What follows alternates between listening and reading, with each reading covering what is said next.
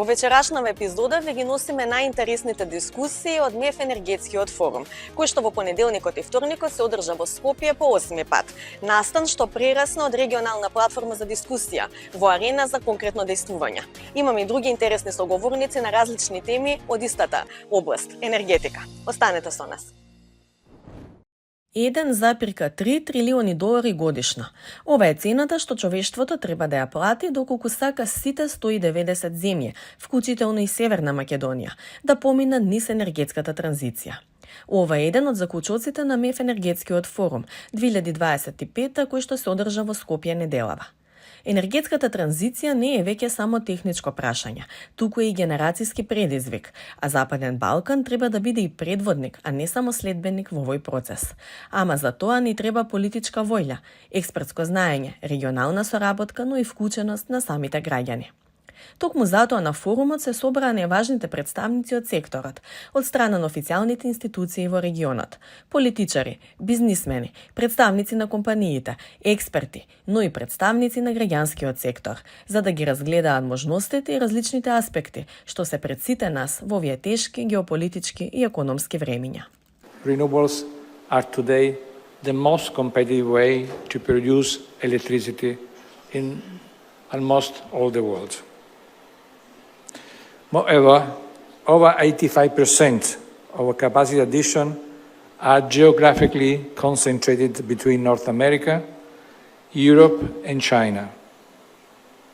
The data reflects the urgent need to scale up capacity addition in developing countries to achieve a truly just, inclusive and equitable global energy transition. Директорот на Меѓународната агенција за обновлива енергија Ирена, Франческо Лакамера, во својот говор истакна и дека земјите од Западен Балкан заслужуваат силна поддршка во овој процес. А Ирена, меѓу другото, има подготвено извештај за инвестициски ризик за Северна Македонија. Има силна соработка со Европската унија и секако ја разбира силната потреба од партнерства и меѓудржавна соработка.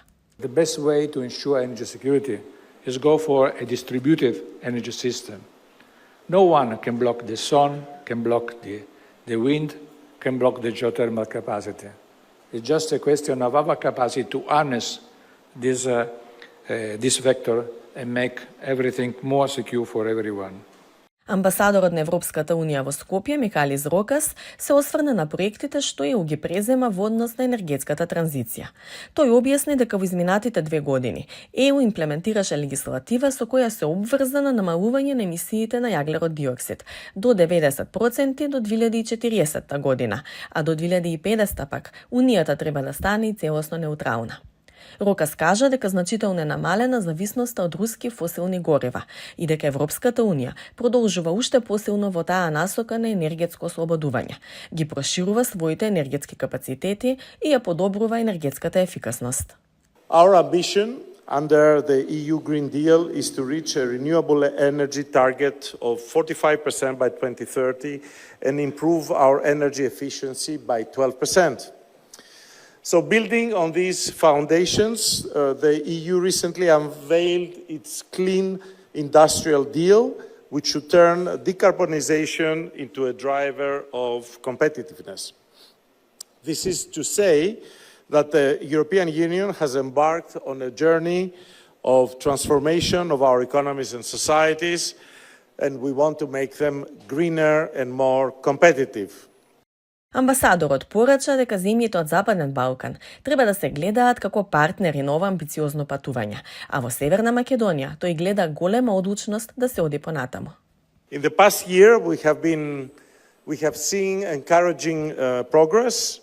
We have a new Ministry of Energy, Mining and Mineral Resources. We have a new energy law that was just adopted. And the revision of the National Energy and Climate Plan is underway. Governance for the just transition is formally now in place, and steps are being taken to implement reforms and investments aligned with EU standards and in line with the National Energy Action Plan and the reform agenda. And I want to commend the Minister for the efforts. Роказ не заборави да спомене дека се разбирот и се уште има обврски.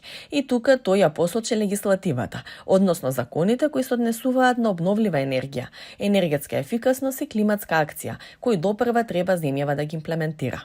Тука е интегративниот пакет за електрична енергија што треба да биде транспониран, како и стратешката еколошка проценка за националниот енергетски и климатски план. Итни чекори со заедничка воља и посветеност се потребни, кажа тој. Рокас објасни дека 145 милиони евра Европската Унија има вложено за енергетски реформи во Северна Македонија. Повеќе од 6 милиони евра преку ИПА фондовите, а 80 милиони евра се поддршка на енергијата. И амбасадорот на Франција порача дека освен во Брисел на патот на енергетска транзиција Северна Македонија има свој поддржувач и во лицето на официјален Парис. This transition, is not only technical, it's a civilizational challenge requiring solidarity and vision. France, with its European partners, remains committed to this transformation. And we stand firmly alongside North Macedonia on this demanding but essential path. Во земјите од Западен Балкан, кога зборуваме за енергетската транзиција, има еден друг проблем. Освен техничките капацитети и политичката воља за спроведување на овој обемен процес. Не сите држави се дел од Обединетите нации. Косово, например, не е обврзано да спроведува никакви одредби од Парискиот договор. Но министерот за животна средина, просторно планирање и инфраструктура на Косово, Либор Налиу, вели дека ова прашање е многу важно и оди над формалните обврски, па затоа секоја држава треба да биде свесна за своите одговорности. If we go 10 years back, for us, from the formal aspect, there is no change since Kosovo is not a part of Paris Agreement. By not being recognized by UN, we couldn't actually have been part.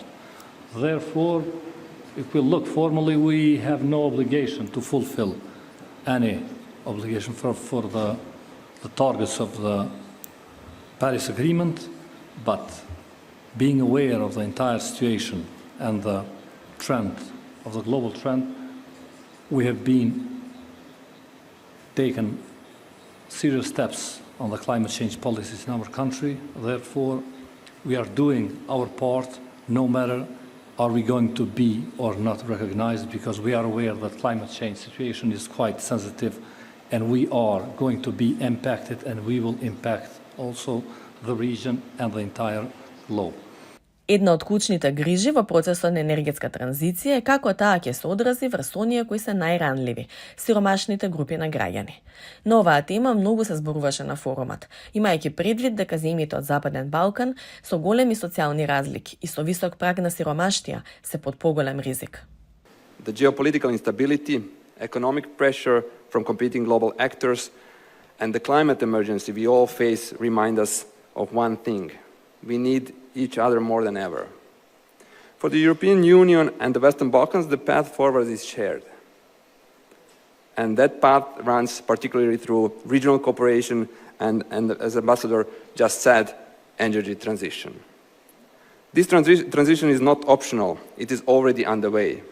But the real question is, will it be just, democratic and development-driven, or will it deepen divisions and place critical assets in the wrong hands?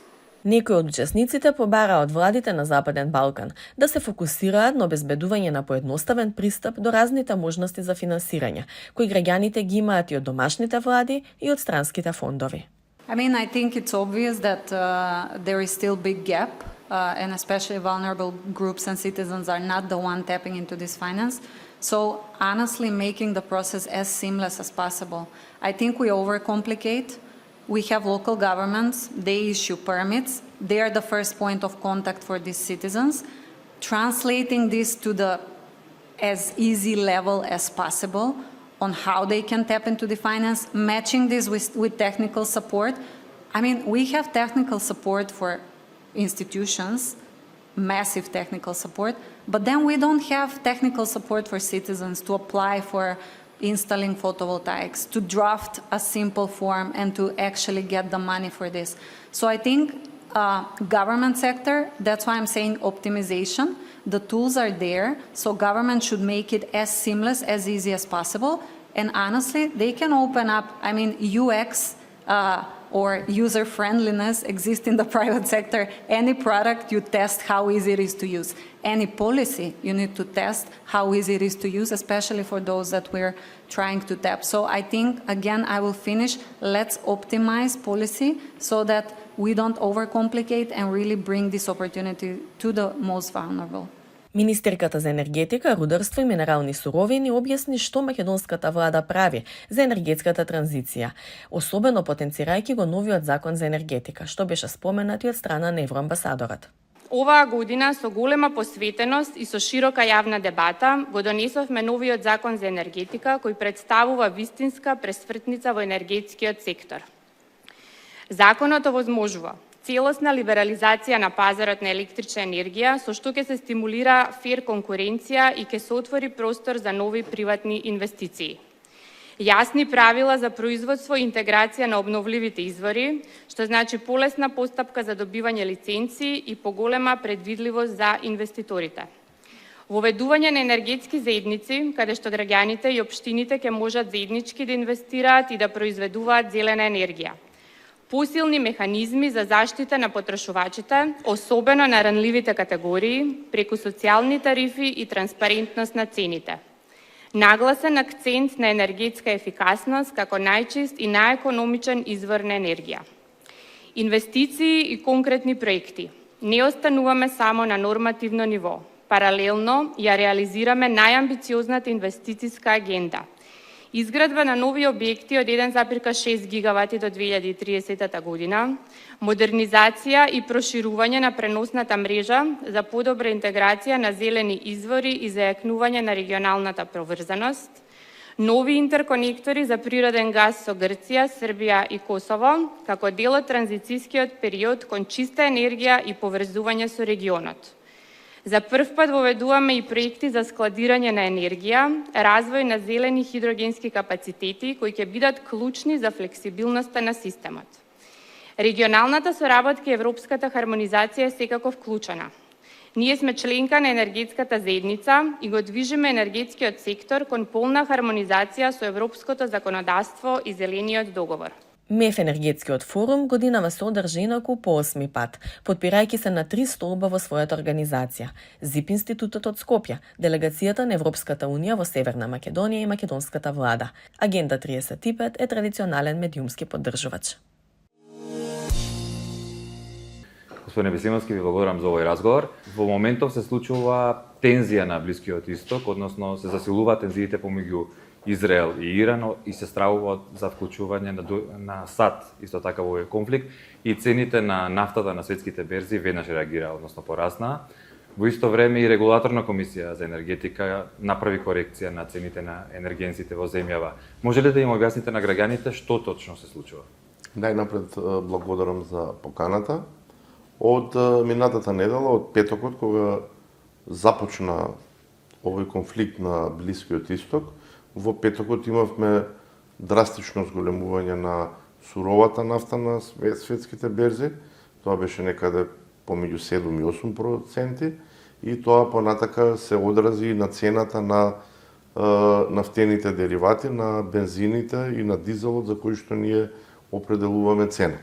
Во понеделникот регулаторната комисија за енергетика вообичаено ја донесе одлуката за цена и таа се базира врз основа на претходен 5-дневен просек. Значи, од тоа што се случуваше минатата недела, од понеделник до петок, ние овој понеделник на 16 јуни донесовме одлука, при тоа големо влијание имаше последното тргување, кое што беше во минатиот петок, каде што и цената на дизело исклучително се зголеми, како и на бензините, и сето тоа се одрази на нашиот 5-дневен просек и поради тоа се зголемија цените на бензините и дизелот некаде за 1,5 дена. Во однос на случувањата во оваа недела, во понеделникот имаше одредено стишување, при што цената остана на исто ниво како што беше од петокот. За жал, вчера имавме повторно по изјави на политичари во овакви услови пазарите на нафтени деривати, на природен газ, на електрична енергија се многу чувствителни и во текот на вчерашниот ден исто така имаше поголемо зголемување За на 4% има зголемување на во цената на вчерашниот нафтата. ден. Да. Веднаш по изјавата на претседателот Трамп дека Иран треба Вчера да се имаше зголемување негде околу $3, денеска е стабилно исто како вчера, но значи имаме еден тренд на постојано зголемување и како тоа ќе се одрази на крајната цена ќе видиме. Согласно нашата методологија, за да не доведуваме до големи поскапувања одеднаш и да се прават редови пред бензинските пумпи, доколку имаме зголемување или намалување од 2 денара, Регулаторната комисија за енергетика може и во текот на неделата да донесе вонредна одлука за цената на нафтените деривати. Значи, ние податоците ги собираме од берзата во Дженова, во Медитеранската берза во Дженова, во однос на цените на секој нафтен дериват поотделно. Тие се податоци кои што ги добиваме од плаци, тоа е тоа. Ние не можеме на тоа да влијаеме и дополнително влијание на цената има и курсот на доларот. Она што го гледаме е дека од петокот курсот на доларот во однос на денарот и на останатите валути се намалува некаде околу, ако беше пред 2 недели 55 денари, сега е 53,2, 53,1 денар и тоа малку ја релаксира ситуацијата. Очигледно дека пазарот на нафтата е многу нестабилен и ќе биде така во следниот период. Тоа значи дека и вие почесто ќе треба да ја менувате цената на горивата тука, на некој среден рок. Какви ви се очекувањата за движењето на цените на горивата? Значи, за жал имаме голема нестабилност во дел од светот каде што е сконцентрирано производството на нафтата и сето тоа се одразува. Прашањето што да очекуваме на среден рок, не можам да дадам точен одговор, но да се надеваме дека оваа ситуација ќе се стабилизира и оваа ситуација што имаме со цената на нафтата, денес веќе имаме највисока цена на нафтата во последните 5 месеци, дека ќе се стабилизира и повторно ќе се врати во одредени граници како што беше и претходно, помеѓу 65 и 70 долари. Да се надеваме дека оваа криза нема да трае долго и нема да има влијание, односно нема да доведе до сериозно зголемување на цената на нафтата на светските берзи, вклучувајќи ги тука и нафтените деривати. Паралелно со цената на нафтата се зголемува и цената на гасот, а тоа влија и на цената на струјата. Од тука сакам да ве прашам какви се очекувањата за одраз на целава ситуација и врз цената на струјата во земјата. Она што повеќе ме загрижува е тоа што цената на природниот газ денеска веќе рече се достига 40 евра за мегават час. Само пред 7-8 дена цената беше 33 евра за мегават час. Тоа ме загрижува поради тоа што и цената на електричната енергија на берзите и нашата, и во регионот, и останатите европски берзи е поврзана со цената на природниот газ. Така да на поголемите берзи во Европа и во регионов, фјучерсите веќе за јули, за третиот квартал во 2025, за четвртиот квартал и за 2026 веќе доживуваат зголемување од некаде 5%. Значи, сето оваа нестабилност доведува, за жал, до зголемување на цените и на природниот газ и на електричната енергија на берзите во регионот, воопшто во Европа, исто така на тоа не е имуна и нашата берза. Затоа велам, се надевам дека ова лудило брзо ќе престане и ќе се врати ситуацијата во нормал. Имајќи ги предвид сите овие работи што ги кажавте, кога планирате да направите некаква корекција, односно дали воопшто планирате да направите корекција на цената на струјата? Значи, јасно е дека во јуни нема да има никаква корекција на цената, поради тоа што цената по која што ЕСМ ја понуди на тендерот на универзалниот снабдувач, Нева на Хоум, изнесува 62 евра за мегават час и таа истата цена која што имавме и на декемврискиот тендер, така да од тука нема да има никаква промена на цената. Регулаторната комисија за енергетика до крајот на септември треба да ги добие барањата за цена за пренос на електрична енергија, за дистрибуција на електрична енергија, како и цената по која што во ЕСМ ќе го снабдува Евана Хоум за 2026 година и врз основа на овие барања и врз основа на овој тендер, Регулаторната комисија за енергетика до крајот на, односно некаде во средината на месец декември, ќе донесе нови одлуки за цена на електрична енергија, но тоа кажувам сега нема да има, тоа ќе биде во декември. Тоа значи дека летово сме на некој начин граѓаните се безбедни дека ценава ќе остане, меѓутоа зошто не е во игра едно поинакво сценарио да размислувате за намалување на цената на струјата, имајќи предвид дека последниве години се изградија големи капацитети на фотоволтаици кои што произведуваат струја од сонце, доаѓа летниот период, зошто не може тоа да влијае на намалување на цената? Значи цената по која што ЕСМ нуди на Евана Хоум е јасна и таа е 62 евра за мегават час.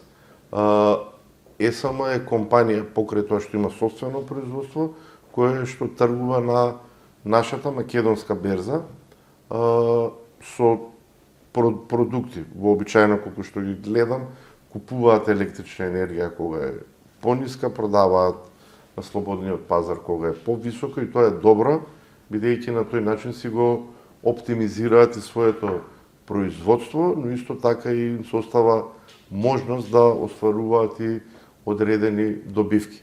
Инаку во овој период цената просечната на дневно ниво, освен за викенди, никогаш не е поевтина од 62 евра за мегават час.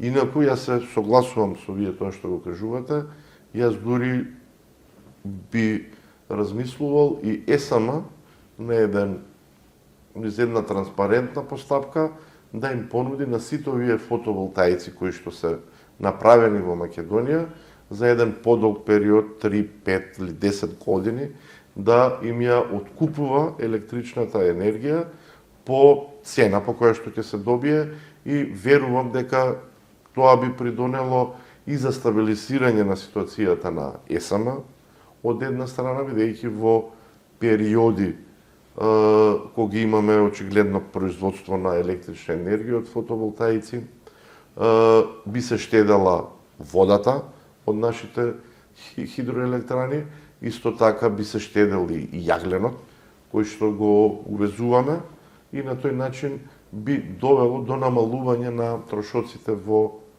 ЕСМ. Значи, треба да се размислува и во таа насока, но за тоа треба да преку соодветна постапка, кој е заинтересиран од изградените, собственици на изградени фотоволтаични електрани, да понуди некоја цена на ЕСМ која што би била прифатлива и за ЕСМ од една страна и за инвеститорите од друга страна. Дали тоа може да доведе или да се размислува за зголемување на периодот на така наречената ефтина струја, бидејќи фотоволтаиците произведуваат струја баш во тој период од 12 до напладне до попладне, кога имаме најголемо производство на струја, да се размислува за продолжување на тој период. Ние сме, мислам, единствена земја во регионот, освен еден дел од Босна и Херцеговина, Федерацијата, каде што има ефтина струја во текот на денот. И кај нас таа е од 13 до 15 часот.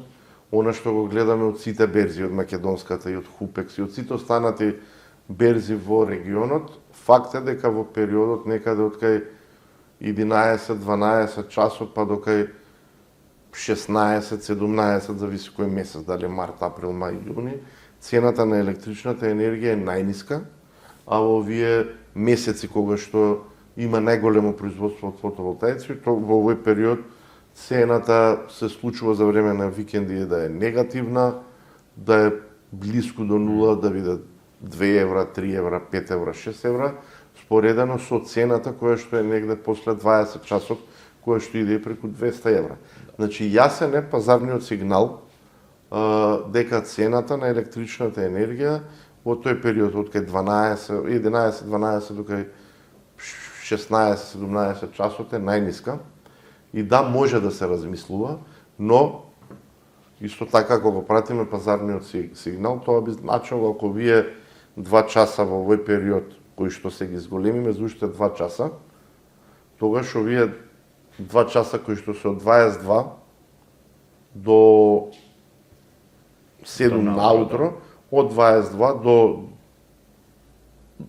24, јасно е дека тогаш имаме исклучително високи цени, тогаш тие би ги укинале и сега и ние премеруваме, створена е навика кај граѓаните, тоа е правено со години, некаде од 80-тите имаат таа привилегија после 22 часот да имаат ефтина тарифа, дополнително и цел ден недела има ефтина тарифа, значи створени се одредени навики, го анализираме сето ова, повторно некаде почетокот на септември ќе оствариме состанок и средба со Евана Хоум и со ЕСАМА, да ги видиме особено плановите на ЕСАМА како компанија која што до сега беше единствен понудувач на потребите за универзалниот снабдувач, иако согласно законот немаше обврска да обезбедува 100% од потребите на домаќинствата, од некаде кога се распишува тендери од 2019, ЕСАМ обезбедува 100%. Така да ќе треба да седнеме и со нив, треба да се, ако постои таква можност, но да бидеме реални и да знаеме дека тоа не смееме повеќе да го правиме на грбот на ЕСАМ. ЕСАМ е стожерна компанија не само во електроенергетскиот сектор, туку и во енергетскиот сектор. За жал компанија која што има зголемени трошоци и после енергетската криза работи и со загуби. Така треба да размислуваме и најбитен приоритет ни е да ја стабилизираме ситуацијата пред се финансиска во ЕСАМ и доколку постои простор, апсолутно да се размислува и за кога ќе постои простор за зголемување на времетрењето на ефтината тарифа во текот на денот, но кажувам дека ако пратиме чисто пазарниот сигнал, факт е дека после 22 часот имаме исклучително високи цени. Тоа значи ако се зголеми периодот преку ден ќе се намали во текот на ноќта. Да. Околу обновливите извори на енергија, каков е во последно време интересот за инвестиции во фотоволтаици, во ветерници, бидејќи спомнавме дека трендот последниве години беше дека има голем интерес и многу вакви капацитети се изградија и колку со новоинсталираните капацитети Македонија стана по независна енергетски. Па интересот е очигледно е голем, претходните 2-3 години достигнавме и одреден пик. Сега тоа се поднамалува, пред се намалува затоа што и капацитетот на мрежата е толкав, нема простор за уште големи инвестиции, зборам за дистрибутивната мрежа, но сега има најава на инвестиции во ветерни електрани. Ние во текот на овие неколку дена ќе издадеме лиценца за уште 34-5 мегавати од 36 мегавати од нова ветерна електрана. ЕСАМ најави втора фаза од ветерната електрана во Богданци, дополнителни 14 мегавати и сето тоа е добро. Добро е да имаме обновливи извори на енергија. Да речеме во 2023 увезовме само 2,75% од потребите, во 2024 е некаде околу 10-11%. Тоа се бројки за почет, имајќи во предвид дека сме увезувале негде меѓу 30 и 40% од потребите. И сето тоа е добро, но треба да се знае дека и производството на електрична енергија од обновливи извори, особено од тие кои што се не е предвидливо нивното производство, тоа се фотоволтаичните електрани, како и ветерните електрани, доведува до поголеми напори на преносните систем оператори во однос на балансирањето на системот. Знаете, значи треба да работиме на зголемување на капацитетот на преносната мрежа, а исто така јасно е дека се донесе новиот закон за енергетика, се дава можност голем број фотоволтаични електрани да инсталираат и батериски системи, што ќе доведе до релаксирање на ситуацијата во однос на балансирањето. Но како и да е, на еден среден рок, Македонија мора да инвестира во гасни електрани. Кога зборам за гасни, мислам за когенеративни електрани, кои што произведуваат и електрична и топлинска енергија, и тоа ќе придонесе да имаме таа пазна енергија, исто така ќе треба да има инвестиции во хидроелектрани, кои што помагаат на најбрз можен начин при балансирањето на системот. Благодарам. Благодарам за поканата.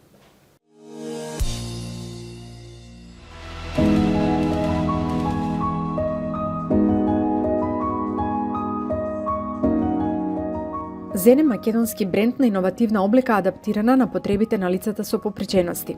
Зад него стои Гере Трипков, активист, креативец, лајфстайл коуч и надсе човек со визија. Во Иновативност Инсайтс разговаравме за тоа како Зен им помага на лицата со попреченост да го подобрат квалитетот на својот живот, но и за бизнис потенцијалите на овој иновативен бренд, прв од ваков тип во земјава. Може ли еве за нашите гледачи да објасниме што всушност е Зен, за каква иновативна и пред се уникатна модна колекција станува збор? Лицата со попреченост генерално имаат предизвик кога се работи за облеката која ја користат. Онаа облека која што е достапна на широкиот пазар за широка потрошувачка не ги задоволува нивните конкретни потреби. Ако би требало да зборувам на пример, кај мене тоа би значило дека доколку ти еве се облекуваш изутрина во 5 до 10 минути, мене би ми требало минимум 5 пати подолго време да се облечам. Ако е 5 минути, мене 25 минути, заради тоа што едноставно, нели, поради попреченоста, мора да имаме соодветни механизми за затварање, материјали кои што се соодветни, пошироки секако парчиња на гардероба. Со Зен фактички го решаваме тоа прашање и го намалуваме овој предизвик лицата со попреченост за полудневното време за облекување. И сега, ајде пак алегорија, нели, доколку би се облекувал 25 минути, сега ќе осведеме на пол. Со тоа што користиме соодветни механизми, кои што и сами почнавме да ги прототипираме, а првата колекција беше токму создадена оваа година. Проектот почна пред 2 години, каде што од Фонд на иновации добивме прва награда за социјално предприемништво и сакаме исто така да искористиме потенцијалот на текстилната индустрија, бидејќи Македонија, нели, традиционално е земја која што има солидно и квалитетно текстилно производство. Тоа значи дека развојот на моделите одзеде практично најмногу од времето. Кои беа клучните предизвици во креирање на самата колекција и на моделите? Клучниот предизвик беше тоа. Прво беше да видиме кого би можеле да ангажираме. Ангажиравме 31 лица на крај со различен тип на попречености, бидејќи сепак сакавме да офатиме повеќе типови на попречености и секако да имаме од различни градови луѓе. Уште кога го замислав овој проект, си реков ова мора да тргне од Македонија. Значи првата колекција ќе направиме тука, обезбедивме преку краудфандинг средства за истата и колекцијата ја создадовме оваа година. Процесот траеше некаде меѓу 6 и 8 месеци, со тоа што имавме сериозни дружења со овие лица кои што учествуваа, ги меревме, потоа им ги создававме едно по едно парче, па потоа ги викавме, нели, на премерувања, потоа разговаравме со нив поотделно, индивидуално, за да ги дознаеме нивните собствени потреби што ги имаат, нели, некој има, да речеме, ампутирана, не знам, долен екстремитет или има пократка рака и слично, тоа требаше да се одговори соодветно, бидејќи и целта на Зен е утре за утре да создава облека која што ќе биде она custom made, односно, нели, на индивидуална мерка. Какви беа реакциите на вашите модели, но и идни корисници на оваа колекција? Како тие се чувствуваа кога облеката е креирана специјално за нив?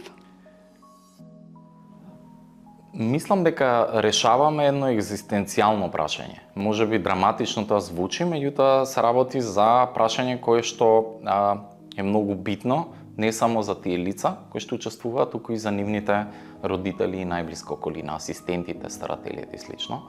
Зашто? Заради тоа што имаме лица, дел од нив, кои што не можат ни сами да се облечат. И доколку кажеме дека еве сега јас се облекувам 20 минути, некој што да речеме не може сам да се облече, некој треба да му помогне во тоа и потоа трошиме многу повеќе време од тие 20 минути. И со тоа ние го решаваме не само проблемот нивен личен, туку и на оние што ни асистираат во текот на секојдневието. Благодарение на тоа, пак ќе кажам, скратувањето на времето е иновацијата. Со различни механизми, типот на облека, значи ширината, типот на материјалите, бидејќи користиме материјали кои што мора да се проевни, соодветни стандарди, еколошки, највисоки стандарди, кога би го правеле тоа и ќе го правиме во наредната фаза, со цел да одговориме најсоодветно. Еве, јас сум лице со попреченост, користам количка, доколку нема материјали кои што се провевни, јас сум автоматски изложен на повеќе бактерии, вируси и слично. Тоа е нешто што е големата иновација на овој проект. Кои беа клучните поддржувачи, луѓе кои што се вклучени, кои што беа и се уште се вклучени во креирањето на модната колекција, дел од прчињата ги гледаме и овде позади нас?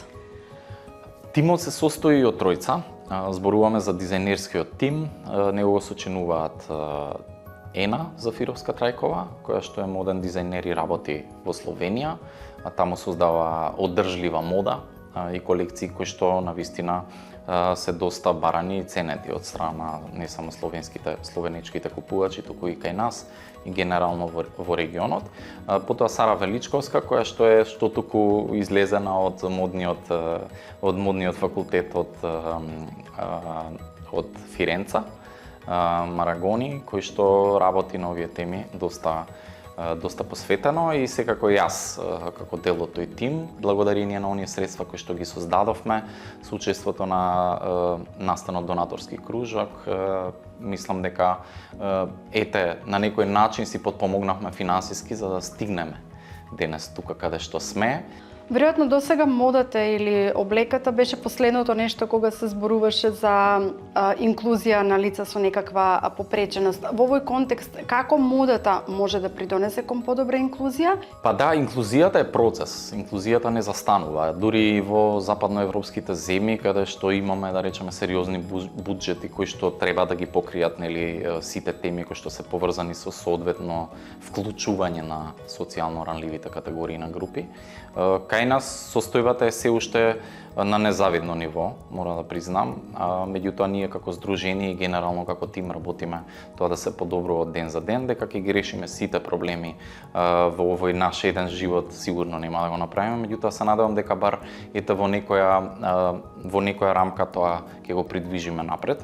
За тоа да биде успешно како процес треба да имате отворена душа или срце од страна институциите, меѓутоа и професионалност од нивна страна за решавање на оние инклузивни процеси од поглед на физички пристап, поглед на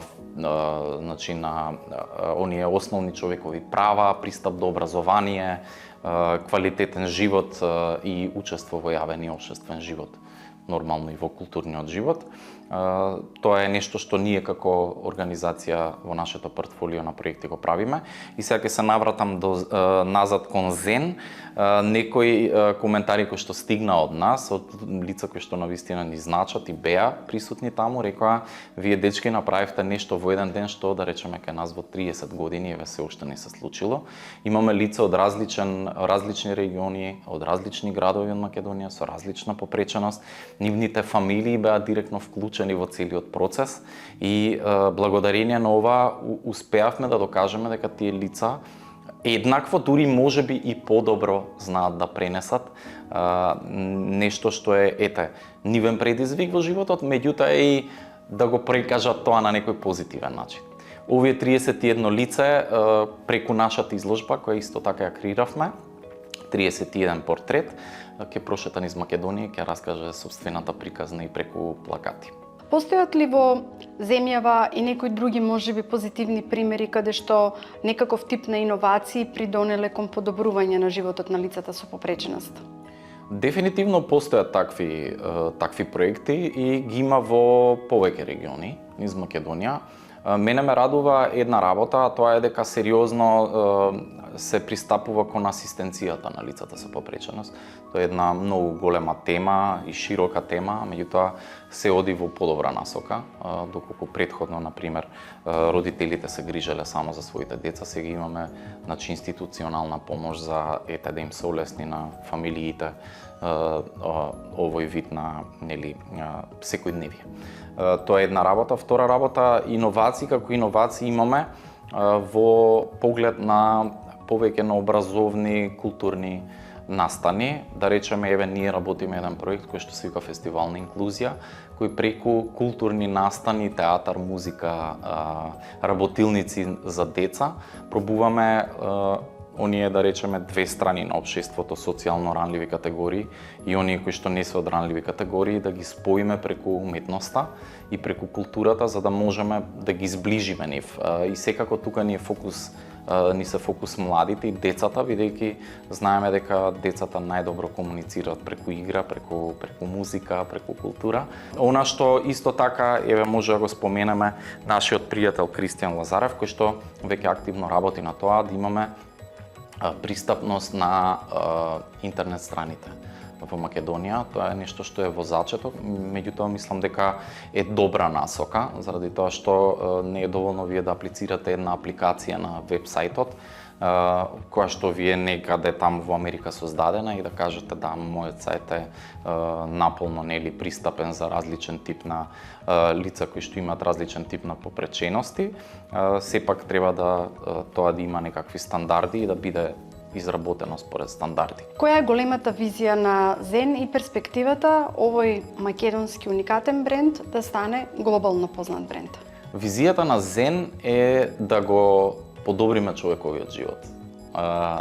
И да, притисека лицата со попреченост, меѓутоа мојата визија е дека би сакал да имаме утре задутре бренд кој што ќе биде популарен низ целиот свет, бренд кој што ќе создава иновативни решенија не само за лицата со попреченост, туку и нешто на што ние ќе сме горди тука во Македонија, затоа што мислам дека текстилната индустрија навистина доста пружа во Македонија, меѓутоа немаме брендови кои што се извозни од Македонија во светот. Тоа сакаме да го направиме низ стратегија каде што ќе нудиме продажба онлайн и во некоја среднорочна фаза ќе направиме платформа каде што секој ќе може и кастом парче да си направи, значи нешто по своја мерка, нели? Да си влезе, да си ги одбере додатоците што му се потребни и потоа да ја направи порачката и потоа ние да го испорачаме. Но она што е битно да се спомене е дека ние имаме лица со попреченост кои што се 20% од општеството. И тоа не зборуваме само за Македонија, туку и во целиот свет. Зборуваме за 1,2 милиони луѓе кои што имаат специфични потреби, зборуваме за луѓе кои што не само се во цутот на младоста, зборуваме за луѓе кои што се веќе и во повозрасни, луѓе кои што одат и кон доцна старост, па потоа им се појавува некаков тип на попреченост, но меѓутоа зборуваме и за луѓе кои што сакаат да носат нешто тренди, нешто ново, нешто необично, а нешто што е така доста иновативно, пријатно, еколошки и одржливо подкрепено. Што фали за да ја постигнете оваа визија? Па фали прети се поддршка и тука не мислам на институционална, затоа што не сметам дека во моментот во Македонија има организации или центри кои што тоа би го поттикнале. Тоа го правиме надвор, меѓутоа многу би сакал оваа инвестиција да биде инвестирана и подкрепена исто така од Македонија. И согласно на тоа бараме некој што ќе ни се приклучи или да окончиме онаа финансиска рамка која што ни е потребна за да почнеме веќе да влеземе во производство и да ја оформиме првата официјална колекција. Значи да го создадеме оној сајт кој што ни е потребен, да инвестираме во нашите ресурси, капацитети, да се дообучуваме, затоа што јас би сакал исто така во тимот да имаме лица со попреченост, кои што не само ќе работат во развој на брендот, него во развој и истражување, меѓутоа и во самото производство. Така што дефинитивно она што го бараме е партнери од Македонија.